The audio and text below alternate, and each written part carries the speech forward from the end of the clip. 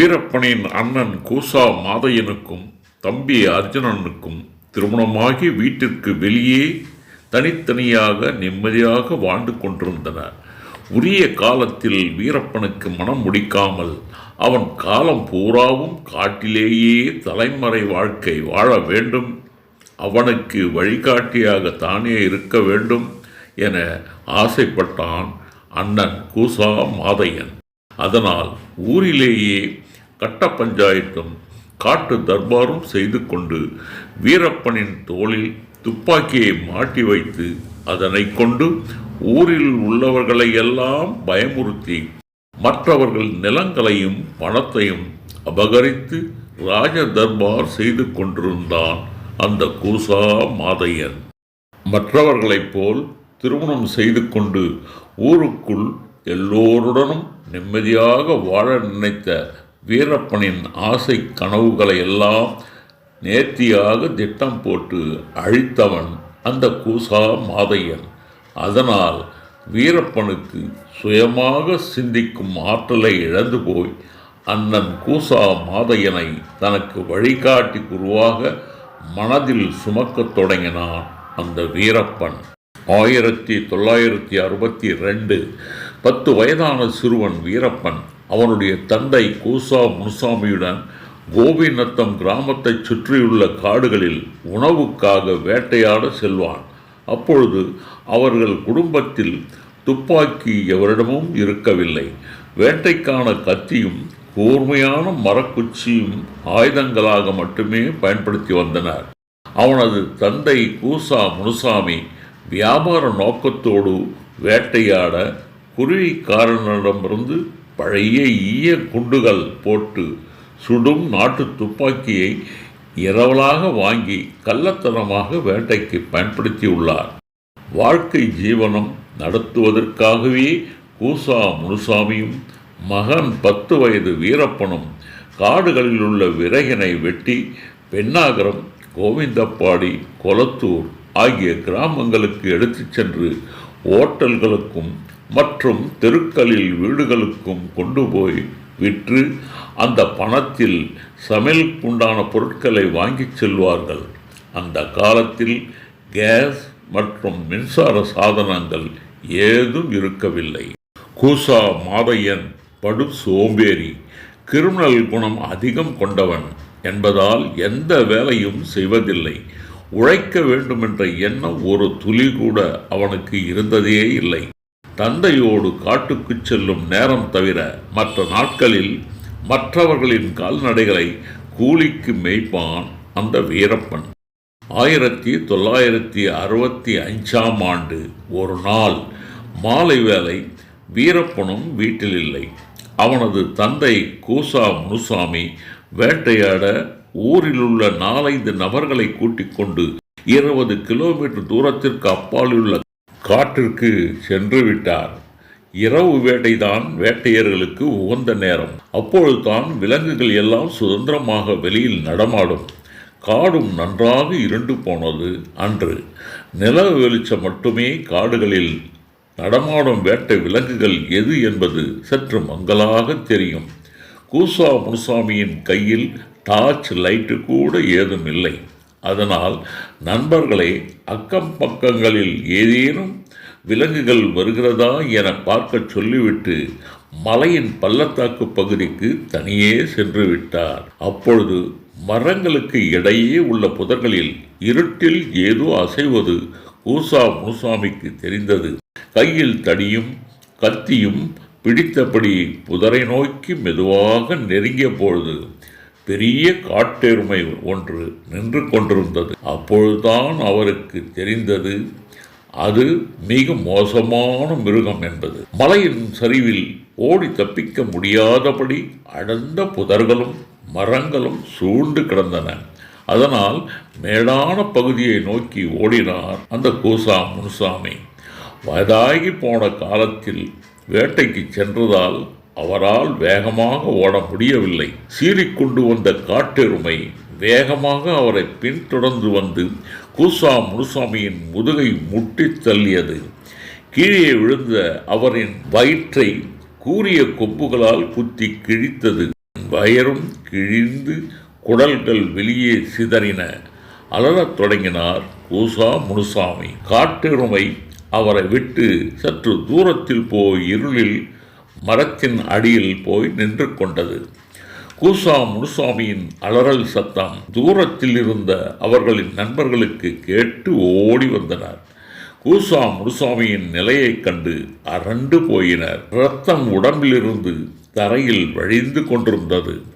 இருளில் மரத்தின் அருகில் நின்று கொண்டிருந்த காட்டெருமை மீண்டும் சீறிக்கொண்டு வருவதை பார்த்த நண்பர்கள் ஆளுக்கு ஒரு திசையில் ஓட்டம் பிடித்தனர். ஓடிப்போன நண்பர்கள் செங்கப்பாடி கிராமத்திற்கு சென்று ஆட்களை அழைத்து வந்தனர். பொழுதும் விடிந்து போனது. அடிப்பட்ட கூசா முனுசாமியை தூக்கி கொண்டு மேட்டூர் மருத்துவமனைக்கு எடுத்துச் சென்றனர்.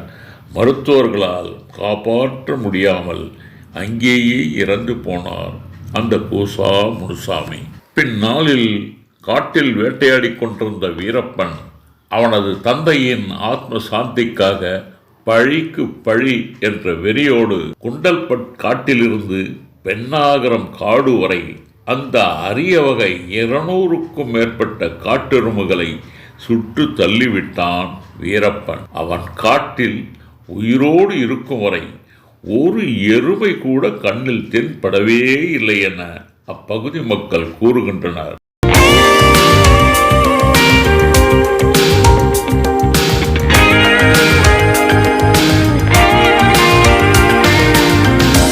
ஆயிரத்தி 1967 அரிய வகை மான் ஒன்றை வேட்டையாடி விற்று கொண்டிருந்தான் வீரப்பன். இலவசமாக மான் கறி கேட்டான் ஒரு நண்பன்.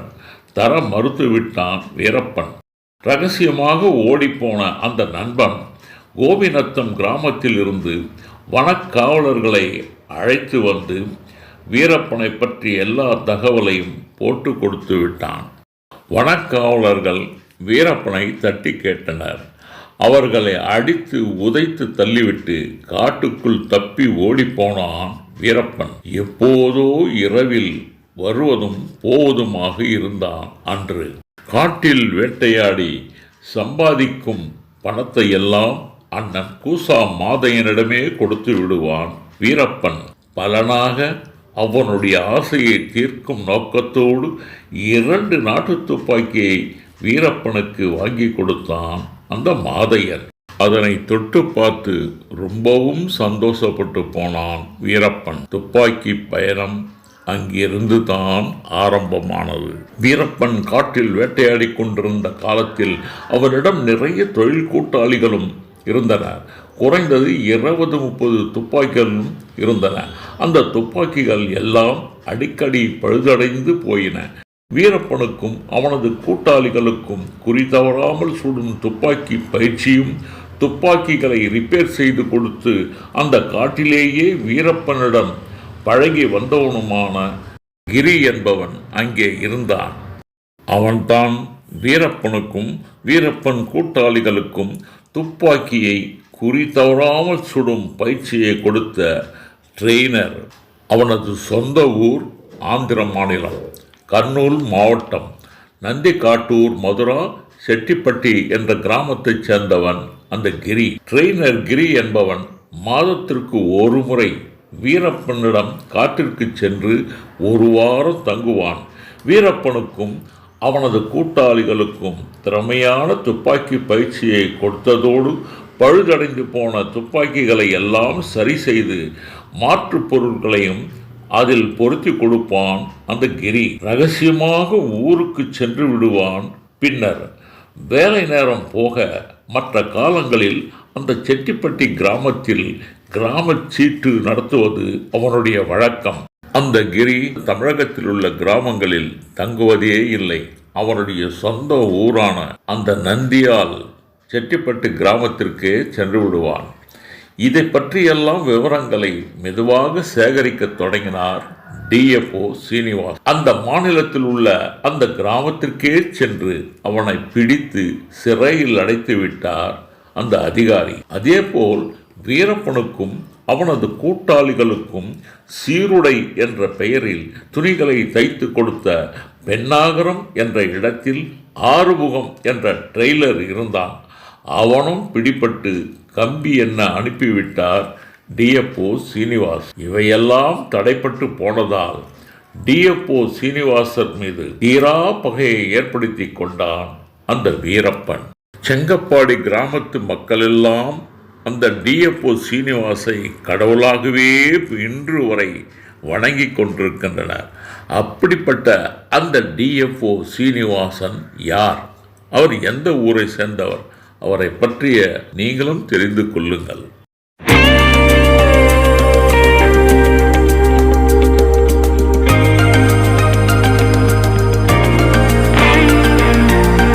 பன்னெண்டு 9/1954 ஆந்திர மாநிலம் ராஜமுந்திரி அருகே உள்ள பண்டப்பள்ளி என்ற கோதாவரி நதிக்கரை ஓரமுள்ள ஒரு கிராமத்தில் அனந்தராவ் ராஜலட்சுமி தம்பதியருக்கு மூத்த மகனாக பிறந்தார் இந்த சீனிவாஸ். இவருக்கு ஒரே தங்கை. அவரது பெயர் லட்சுமி. சீனிவாஸ் மனைவி பெயர் லேகா. இவர் ஒரு கிளாசிக்கல் டான்சர். சீனிவாசனுக்கு 2 ஆண்மகன்கள் வாரிசுதாரர்களாக இருந்தனர். மூத்த மகன் ஸ்ரீநாத், இரண்டாவது மகன் ஸ்ரீகாந்த். 1979 ஆண்டு இந்திய வன அதிகாரியாக தேர்வு பெற்று கர்நாடக மாநிலம் சாம்ராஜ் நகர் கோட்டத்தில் அசிஸ்டன்ட் கன்சர்வேட்டிங் ஆஃப் ஃபாரஸ்டராக நியமிக்கப்பட்டார் அந்த சீனிவாஸ். அங்கிருந்து டிஎப்ஓ அதாவது உதவி மாவட்ட வன அதிகாரியாக பதவி உயர்வு பெற்று பெங்களூர் சென்றார் சீனிவாஸ். வீரப்பனை பிடிக்க புதியதாக கர்நாடக அரசு ஏற்படுத்திய சிறப்பு அதிரடிப்படை தலைவராக நியமிக்கப்பட்டு மீண்டும் சாம்ராஜ் நகருக்கே மாறுதல் செய்யப்பட்டார் அந்த டிஎப்ஓ சீனிவாஸ். நல்ல வசதியான குடும்பத்தை சேர்ந்தவரும் கிளாசிக்கல் டான்சருமான இவரது மனைவி லேகா சீனிவாஸை பதவியை ராஜினாமா செய்துவிட்டு ஊருக்கு வந்துவிடுமாறு தெரிவித்திருந்தார். சீனிவாஸ் குடும்பமும் லேகா குடும்பமும் நல்ல வசதி படைத்தவர்கள். ஏராளமான நிலங்களும் அங்கு இருந்தன. மனைவியின் பேச்சை கேட்க மறுத்துவிட்டார் அன்று அந்த சீனிவாஸ். குடும்பத்தில் பிரச்சனை. மனைவியை லேகாவை விவாகரத்து செய்துவிட்டார் சீனிவாஸ். காரணம், காடுகள், பறவைகள், வன மிருகங்கள் இதன் மீது அதிக பற்று கொண்டிருந்தார் அந்த டிஎப்ஓ சீனிவாஸ். அதனால் மனைவியை காட்டிலும் காடே மேலென அன்று முடிவெடுத்திருந்தார் அந்த சீனிவாஸ். கோபிநத்தம் செங்கப்பாடி கிராம மக்களுக்கு கடவுளாகவே மாறிப்போனார் அந்த சீனிவாஸ். மக்கள் சேவை மகேசனுக்கு செய்யும் முதல் சேவை என கருதி செங்கப்பாடி கிராமத்தையே தனது பொறுப்பில் தத்து எடுத்துக்கொண்டார். மற்றவர்களைப் போல் நல்லவனாக திருத்தி வீரப்பனை கிராமத்திற்குள்ளே வாழ வைக்க வேண்டும் என்ற எண்ணம் அவனது அண்ணன் கூசா மாதையனுக்கு ஒருபொழுதும் இருந்ததில்லை. அதனால் கடைசி வரைக்கும் வீரப்பன் காட்டிலேயே தலைமறைவு வாழ்க்கையை நடத்த வேண்டிய நிலை ஏற்பட்டு போனது. வீரப்பன் அவன் வாழ்வில் 40% உண்மையை மட்டுமே பேசக்கூடியவன். 60% பொய்யை சாமர்த்தியமாக பேசும் ஆற்றல் கொண்டவன்.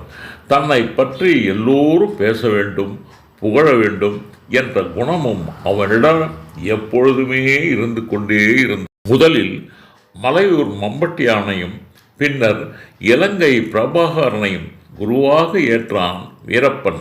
அதனால் தொழில் கூட்டாளிகளை சேர்த்தவன். அவர்கள் கையிலும் துப்பாக்கி வைத்திருக்க வேண்டும் என ஆசைப்பட்டான். அதன் விளைவு கர்நாடக மாநிலத்தில் 2-3 காவல் நிலையங்களை சூறையாடி அங்குள்ள காவலர்களை எல்லாம் கொன்று சுமார் 20-30 துப்பாக்கிகளை தூக்கி கொண்டு ஓடி வந்துவிட்டான் வீரப்பன். வீரப்பனுக்கு அவனுக்கு எதிராக போட்டியாளர்கள் என்று யார் வந்தாலும் ஒரு நாளும் அவனுக்கு பிடிக்காது. அதனால் அவர்களோடு சமாதான பேச்சுவார்த்தை நடத்துவது போல் அழைத்து போட்டு தள்ளிவிடுவான். முதல் கொலை கூலிக்காக கருப்பண்ணனின் தம்பியை கொன்றான். தொழில் போட்டியாளர்களையும் அவனை காட்டி கொடுத்தவர்களையும் தொடர் துப்பாக்கியால் போட்டு தள்ளிக்கொண்டே இருந்தான் வீரப்பன். நேரிடை மோதல் என்பது அவன் வாழ்க்கையில் எங்குமே எப்பொழுதுமே நடந்ததில்லை. சத்தியமங்கல வன அதிகாரி ரேஞ்சர் சிதம்பரமும் சாம்ராஜ் நகர் டிஎப்ஓ சீனிவாஸ் என்பவரும் நல்ல நண்பர்களாய் இருந்தனர். 1986 ஜூன் 14 அன்று சிதம்பரத்தை போட்டு தள்ளினார். தொடர்ந்து பல கொலைகளை தடங்களின்றி வீரப்பனால் அரங்கேறி கொண்டே இருந்தது. ஒரு தனி மனிதனின் வெறி செயல். செங்கப்பாடி கிராமமே ஊரை விட்டு ஓடி போனது. ஊரில் ஒருவர் கூட இல்லை. கால்நடைகளும் நிலங்களும் அப்படியே விட்டுவிட்டு காணாத இடங்களுக்கு பறந்து போய்விட்டனர் அக்கிராம மக்கள். வீரப்பனை தீவிரமாக தேடி அந்த கிராமத்தையே சுற்றி கொண்டிருந்தது கர்நாடகா போலீஸும் தமிழக போலீஸும். இவர்களுக்கு பயந்து ஊருக்குள் எவருமே வரவில்லை. மாத கணக்கில் ஊரே வெறிச்சோடி போனது. 1987 இரட்டை குழல் துப்பாக்கியும் தந்தங்களுக்காக ஒரே அடியில் யானையை வீழ்த்தக்கூடிய ஃபெதர் கன் என்ற துப்பாக்கியும் வாங்க மாறுவேடத்தில் தனது தம்பி அர்ஜுனனை அழைத்து கொண்டு பெங்களூர் சென்றிருந்தான் வீரப்பன். 4-5 நாட்கள் தங்கி புரோக்கர் உதவியுடன் துப்பாக்கியை தேடிக்கொண்டிருந்தான். அங்கு மாறுவேடத்தில் சுற்றி கொண்டிருந்த கன்னட போலீஸ் வீரப்பனுக்கு உதவுவது போன்று பெங்களூர் மீட்டிங்கிற்கு வந்திருந்த டிஎப்ஓ சீனிவாசனிடம் மாட்டிவிட்டான். அந்த காலகட்டத்தில் வீரப்பன் சுமார் 70-80க்கும் மேற்பட்ட கொலைகளை செய்திருந்தான். ஆனால் அதையெல்லாம் பெரியதாக பொருட்படுத்தாத டிஎப்ஓ சீனிவாஸ் சட்டப்படி மைசூர் சிறையில் அவனை அடைக்காமல் சாம்ராஜ் நகர் வன பங்களாவிற்கு அழைத்து சென்று ஒரு கையில் மட்டும் விலங்கிட்டு 1 மாத காலம் அவனை நல்லபடியாய் கவனித்து கொள்ள சொல்லி அங்கேயே தங்க வைத்திருந்தார் அந்த டிஎப்ஓ. ஒரு நாள் இரவு அங்கு இருந்து யாரும் இல்லாத சமயம் பார்த்து தப்பித்து ஓடி போனான் வீரப்பன். விஷயம் அறிந்த சீனிவாஸ் அவன் தப்பித்து சென்றது பெரியதாக கூட அவர் எடுத்துக்கொள்ளவில்லை. எப்படியும் வீரப்பன் திருந்துவான் என விட்டுவிட்டார். அன்று வீரப்பன் சீனிவாஸ் மீது வெறி கொண்டு அவரை கொலை செய்ய வேண்டும் என்று அன்றே தீர்மானித்தான்.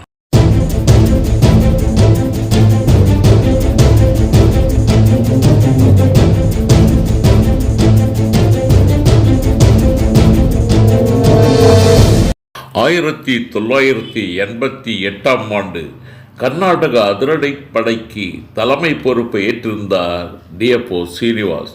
அவர் செங்கப்பாடி கிராமத்திற்கு வந்தபொழுது ஆளே எவரும் இல்லாமல் ஊரே வெறிச்சோடி கிடந்தது. அரசு அலுவலர்களை கூட்டி வந்து ஊரை விட்டே ஓடிப்போன கிராம மக்களுக்கு ஆறுதல் கூறி மீண்டும் கிராமத்திற்குள் வரவழைத்தார் அந்த சீனிவாஸ். ஊரை சுற்றியிருந்த கள்ளச்சாராயத்தை முதலில் ஒழித்தார். அங்குள்ள இளைஞர்களுக்கு வேலை வாய்ப்பை ஏற்படுத்தி கொடுத்தார். கிராமத்திற்கு சாலை வசதியையும் வீடற்ற சுமார் 50 குடும்பங்களுக்கு தனது சொந்த செலவில் நிலம் வாங்கி அதில் எல்லோருக்கும் வீடு கட்டி கொடுத்தார். புதிதாக பள்ளிக்கூடம், சத்துணவு கூடத்தையும் கட்டி கொடுத்தார். பட்டா நிலங்கள் இல்லாதவர்களுக்கு வனங்களில் நிலம் ஒதுக்கி பட்டா வாங்கி கொடுத்தார். விவசாய விளைபொருட்களுக்கும் கால்நடைகளையும் அக்கிராமங்களுக்கு வசதி செய்து கொடுத்தார்.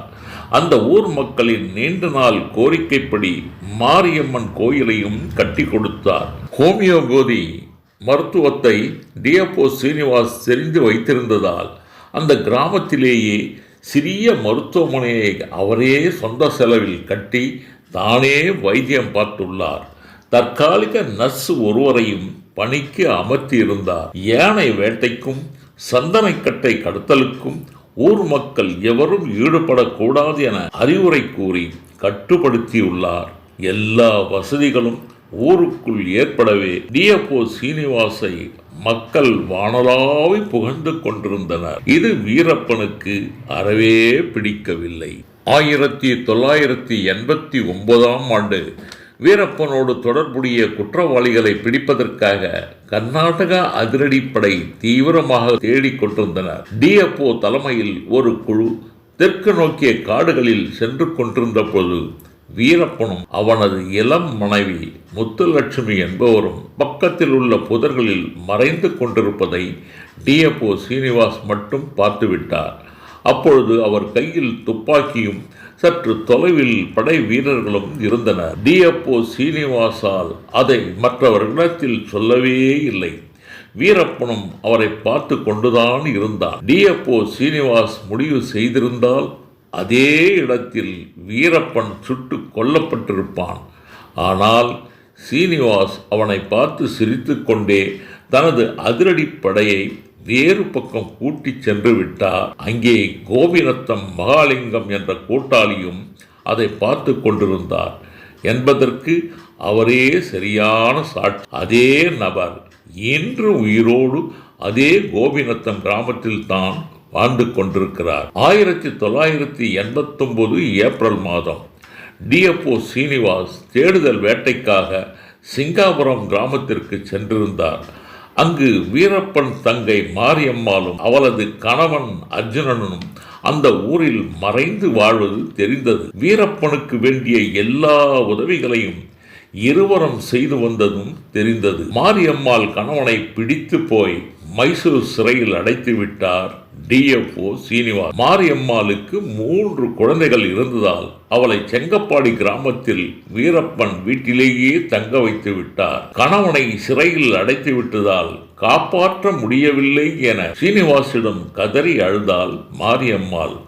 தான் ஏற்படுத்திய மருத்துவமனையில் ஆயா வேலையையும் போட்டு கொடுத்து மாதாந்திர ஊதியமும் வழங்கி உதவி செய்தார் அந்த டிஎப். வீரப்பன் தங்கை மாரியம்மாள் சிங்காபுரம் கிராமத்திலிருந்து செங்கப்பாடி கிராமத்திற்கு அழைத்து வரப்பட்டு தங்க வைத்து அவளுடைய வாழ்க்கைக்கு உத்தரவாதம் செய்து அவள் வாழ்ந்து கொண்டிருந்தாலும் அடிக்கடி அந்த கிராமத்தை விட்டு திடீரென காணாமல் போய்விடுவார். இதை கர்நாடக அந்த காவல்துறை இவளை ரகசியமாக கண்காணித்து தொடர்ந்து வந்து கொண்டே இருந்தது. ஆனால் அந்த காவலர்கள் தன்னை கண்காணிப்பதை அந்த மாரியம்மாள் கவனிக்க தவறிவிட்டாள். கோபிநத்தம் செங்கப்பாடி கிராமத்தில் உள்ள எந்த ஒரு நபரும் ஊரை விட்டு வெளியில் செல்வதென்றால் அங்குள்ள காவல்துறை முகாமோ அல்லது வனத்துறை முகாமிலோ எழுதி வைத்துவிட்டு செல்ல வேண்டும்.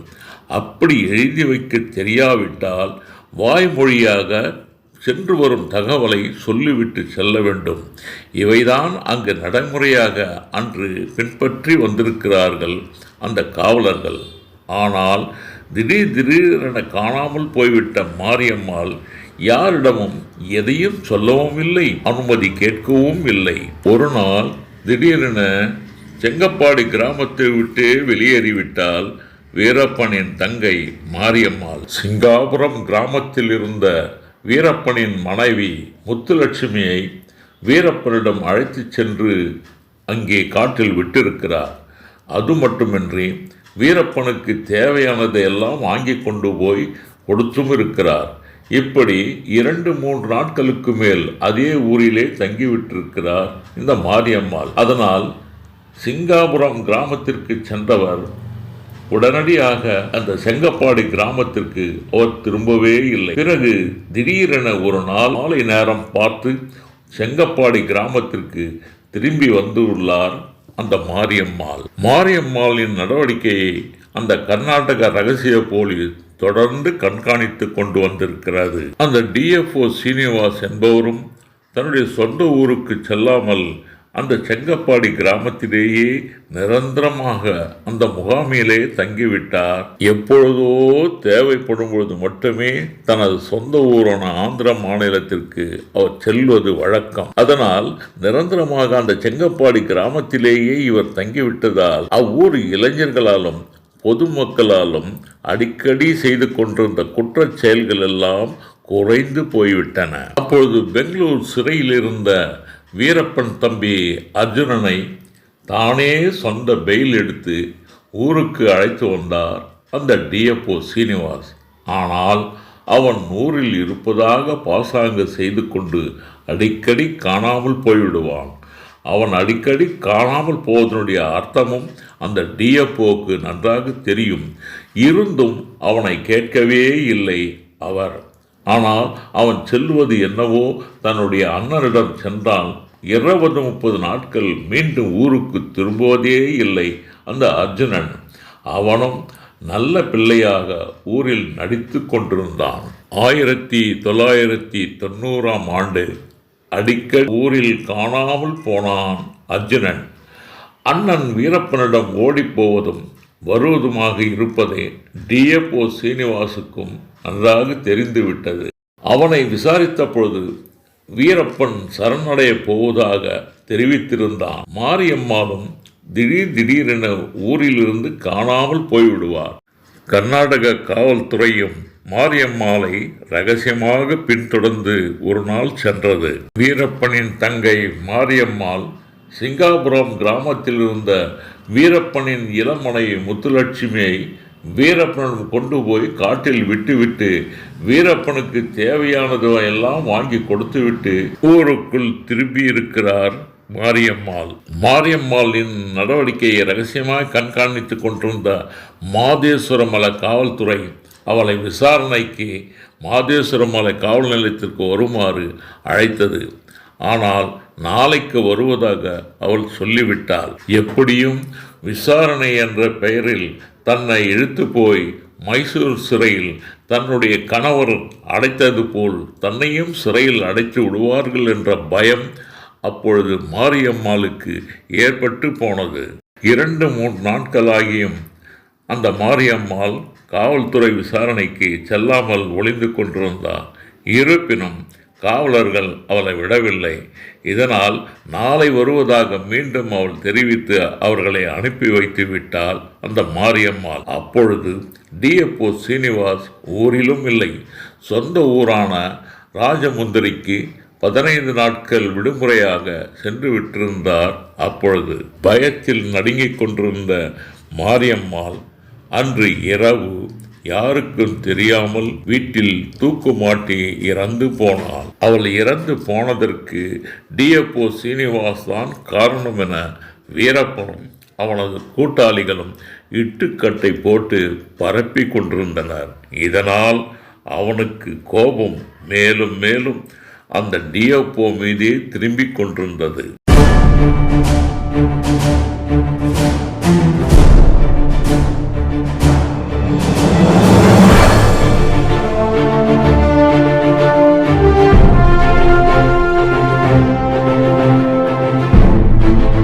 ஆயிரத்தி 1991 நவம்பர் 19 வீரப்பன் சரணடைவதாக சொல்லி தந்திரமாக செயல்பட்டு தம்பி அர்ஜுனன் மூலம் டிஎப்ஓ சீனிவாசை ஊருக்கு வெளியே 10 கிலோமீட்டர் தொலைவிலுள்ள காட்டுப்பக்கம் வரச் சொன்னான். வீரப்பனுக்கு குறைந்த தண்டனை வழங்கி அவனை நல்லவனாக ஊரில் வாழச் செய்துவிடலாம் என்ற பெரும் நம்பிக்கையோடு அந்த டிஎப்ஓ சீனிவாசம் அங்கே சென்றிருந்தார்.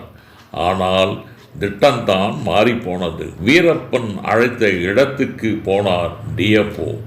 சரண்டர் ஆவதாக கூறிக்கொண்டு அங்கு கூட்டாளிகளுடன் வந்த வீரப்பன் துப்பாக்கியால் சுட்டு வீழ்த்திவிட்டான்.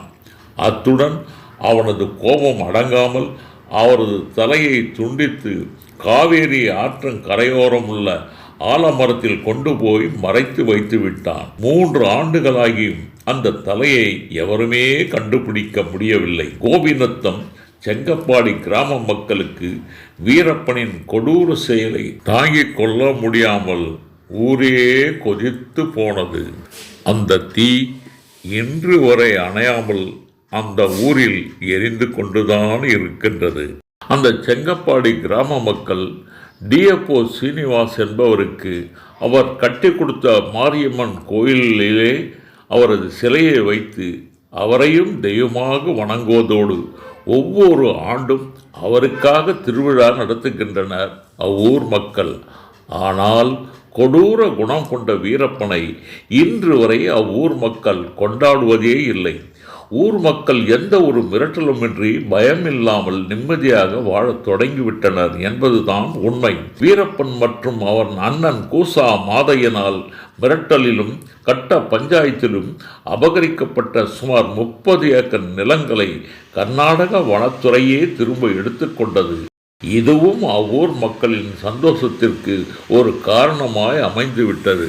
அவ்வூர் மக்களுக்காக தனது உயிரையே தியாகம் செய்த டிஎப்ஓ சீனிவாசை கடவுளாக மதிக்கின்றனர் இந்த கிராமத்து மக்கள். அதே கிராமத்தில் பிறந்த வீரப்பனை ஓர் மனிதனாக கூட அவ்வூர் மக்கள் மதிக்கவே இல்லை.